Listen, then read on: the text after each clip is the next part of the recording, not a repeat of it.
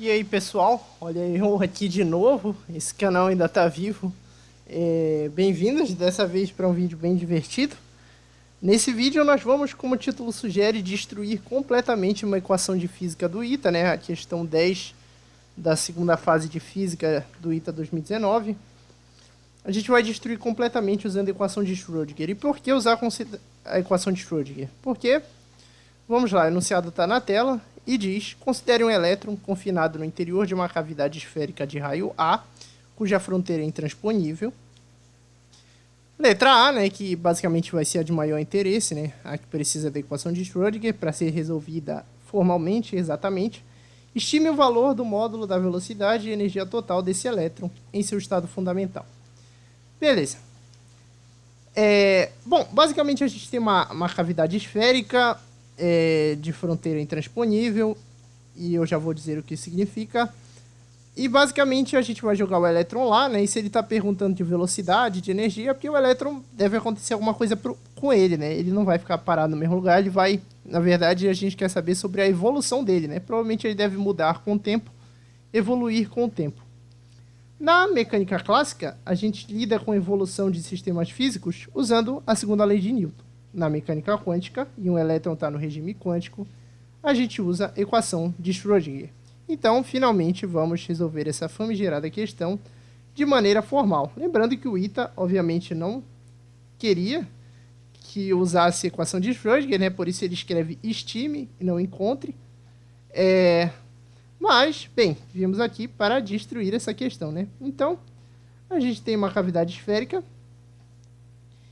Ela tem um certo raio, né? Que vale A. E bem, lá dentro tem um elétron. Olha aqui o elétronzinho. Aqui dentro ele não interage com ninguém, isso significa que o potencial aqui dentro é zero. E o potencial na borda da cavidade, né? O potencial aqui na fronteira vale infinito. Isso que significa ela ser intransponível. O elétron não consegue passar porque a fronteira tem um potencial infinito. Esse potencial infinito prende ali dentro, ele ali dentro. Uma forma da gente entender o porquê disso, mais ou menos, né? É só a gente pensar que se esse potencial fosse elétrico, então o elétron estaria sofrendo uma força de repulsão infinita quando chegasse perto da fronteira, é por isso que ele fica preso aqui dentro. Então, o potencial, né, que depende só da coordenada radial, ele vale infinito quando R maior ou igual a A, e ele vale zero quando R menor que A, né? Há uma partícula livre lá dentro. Beleza. Qual vai ser a solução disso? Resolver a equação de Schrödinger. É assim que a gente vai encontrar as respostas, né? Porém, vamos nos atentar ao que a questão pediu. E esse é um detalhe interessante. A questão diz que o elétron está no estado fundamental. Isso aqui significa que o número quântico principal é 1, n igual a 1, e o L é igual a 0. E nessas situações, quando a gente está tratando de problemas com simetria esférica, a gente usa a equação de Schrödinger em coordenadas esféricas, e quando L vale 0, a equação de Schrödinger em coordenadas esféricas se reduz a basicamente o seguinte. Deixa eu só mudar a cor. A equação de Schrödinger fica basicamente assim. Menos h barra ao quadrado sobre 2m d2 dr2 mais 2 sobre r ddr em psi, que é a função de onda, mais potencial vezes psi, igual a epsi. Essa equação de Schrödinger independente do tempo, quando o L é igual a zero, né? E bem, como psi a gente está trabalhando com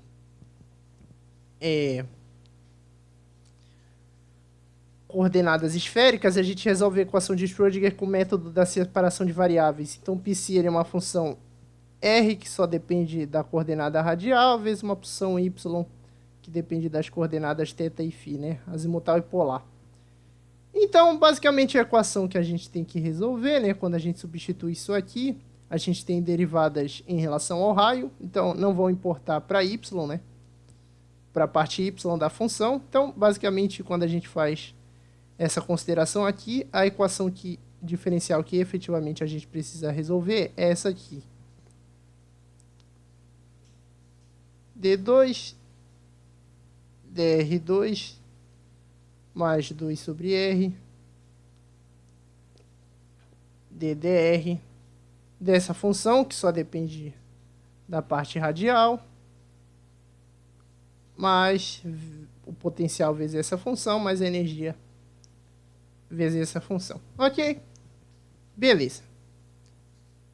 A função y não vai importar para a gente. E, bem, é o seguinte.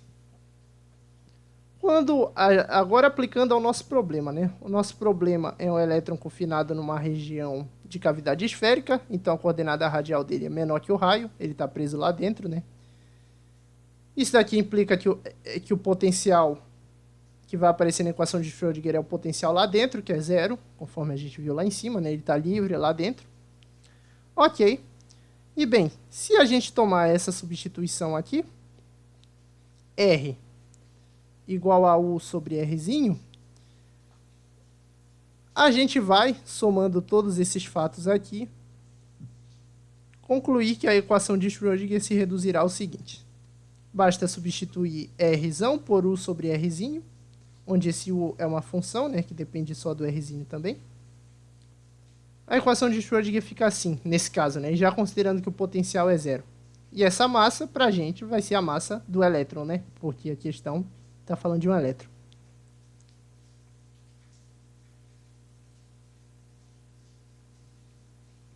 Segunda derivada de U igual a E vezes U. Pronto, uma equação diferencial bem mais simples, que quando reorganizada, né, fazendo as devidas multiplicações e somas, a gente chega no seguinte. 2ME sobre H barra ao quadrado, U é igual a zero. Onde eu vou chamar K ao quadrado de 2ME sobre H barra ao quadrado. E essa equação vai se transformar em segunda derivada de U mais K ao quadrado. U é igual a zero. Pronto, e essa é uma equação diferencial bem famosa. Essa é a equação diferencial do oscilador harmônico simples, do MHS ou OHS, né? Oscilador harmônico simples. É a equação de um movimento oscilatório, né? Harmônico simples, cuja solução a gente pode pegar lá do estudo de MHS. Essa é uma equação bem famosa. A solução é U de R igual a uma constante, seno de KR, né? Ou seja, a raiz quadrada desse K ao quadrado, que dá K, mais B cosseno de KR. Perfeito. Bom, a gente quer a função Rzão. Rzão de R, então, vai ser C, seno de KR dividido por Rzinho, né? Porque Rzão é U dividido por Rzinho. Mais B, cosseno de KR dividido por Rzinho. Beleza. Então, agora a gente precisa usar duas condições de contorno para determinar as constantes e, na verdade, para encontrar energia, né? Que é o que a gente quer. Quais são as duas condições de contorno? Primeiro, a probabilidade de encontrar a partícula dentro da cavidade esférica é 100%, né? Então, integral tripla de 0 a 2π, de 0 a π, de 0 até A, que é o raio da esfera.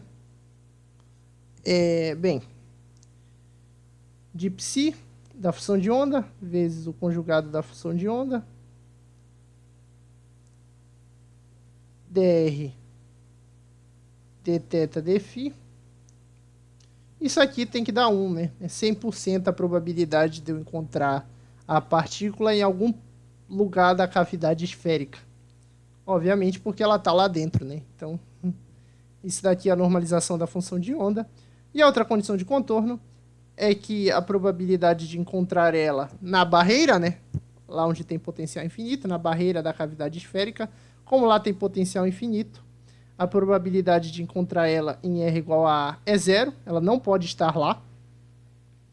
Barreira tem potencial infinito, então assim, ela sofre aquela repulsão, né? Ela nunca chega na barreira da cavidade, barreira intransponível. Então, como o π está associado à probabilidade, então a própria função de onda em R igual a A vale zero. Como a função de onda é R, que é justamente quem depende da variável Rzinho, vezes Y, de θ e φ, isso daqui tem que dar zero, e como isso tem que valer para qualquer θ e qualquer φ, então, se o produto de duas coisas dá zero, é porque uma delas dá zero, né? E para valer para qualquer θ e qualquer φ, então porque é o R de A que efetivamente dá zero. Ok? Então, bem, normalização e R de A igual a zero são minhas duas condições de contorno. Beleza. Da normalização,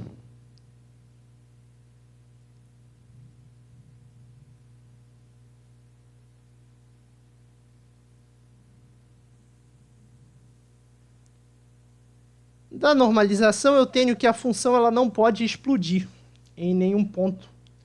E como a função aparece uma divisão por zero, onde normalmente dá problema? Não pode explodir.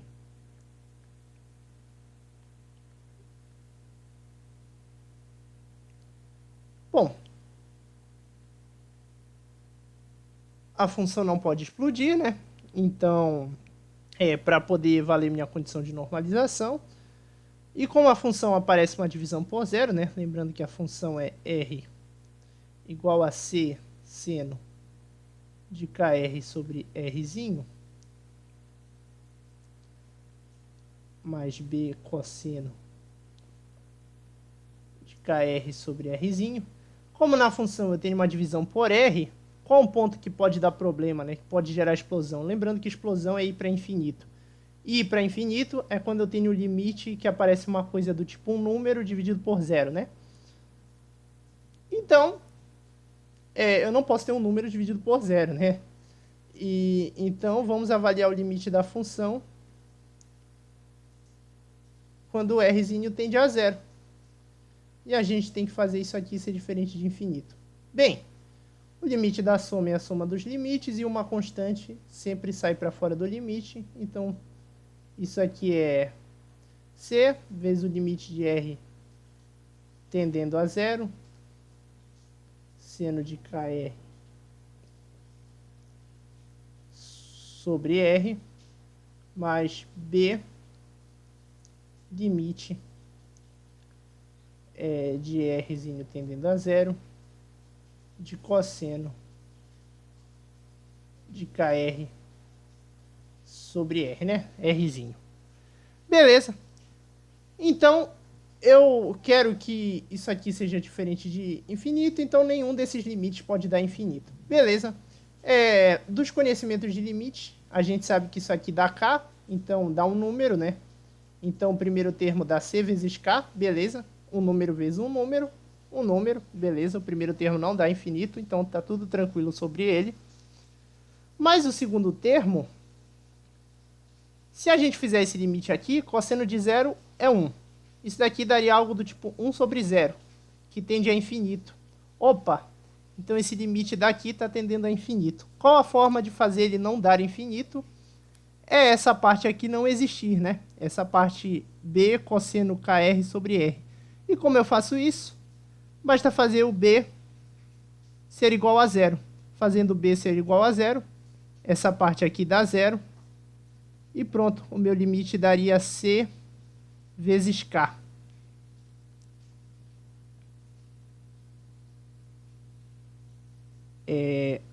Com Rzinho tendendo a zero.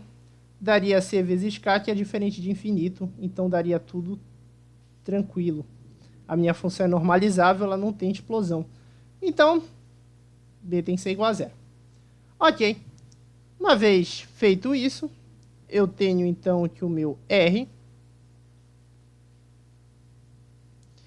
é Rzinho, né? Ele seria igual então a C vezes seno de KR sobre R.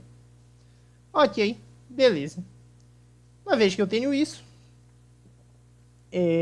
agora eu uso minha outra condição de contorno, né? Quando R é igual a essa função dá zero. Então C vezes seno de KA dividido por A tem que dar zero. Aí bem, né? Duas possibilidades, ou o C é zero ou o seno é zero. Se o C for zero, a própria função R maiúscula é zero, porque ela vale C vezes seno. E a própria função de onda psi, que é R maiúsculo vezes Y, vai dar zero. Então, a gente, com C igual a zero, a gente estaria tratando do caso que não tem interesse físico, né? Da solução trivial. O elétron nem estaria ali, né? Função de onda igual a zero. Então, C igual a zero não é de interesse físico. Então, vamos considerar C diferente de zero, que aí sim é do nosso interesse. Isso vai implicar que seno de KA tem que ser igual a zero. Quando o seno é zero, quando o argumento é um múltiplo inteiro de π. Então, KA é um múltiplo inteiro de π. E nesse caso, a gente vai considerar um múltiplo natural de π, porque esse n é justamente o estado, é o número quântico principal que me dá o estado do meu elétron. Então, o estado fundamental, n igual a 1. Então, Ka tem que ser igual a π. E quem é o K? Bom, se vocês lembrarem, K ao quadrado é definido como 2m vezes a energia sobre h barra ao quadrado. Como eu estou interessado em calcular a energia, né? Então, eu já vou até levar ao quadrado aqui. K ao quadrado é igual a π ao quadrado. Aí, nisso, eu substituo K ao quadrado, que isso vai me dar energia no estado fundamental. 2me sobre h barra ao quadrado vezes a ao quadrado tem que ser igual a π ao quadrado. Nisso, a energia no estado fundamental, que é o que a questão me pede, vale π ao quadrado, h barra ao quadrado, sobre 2m ao quadrado. E, se eu fizer a substituição, né? Lembrando que h barra, né? H cortado é h sobre 2π. Então, a gente chega, né? Que a energia seria igual a π ao quadrado vezes h ao quadrado dividido por 4π quadrado. Isso tudo dividido por 2m ao quadrado.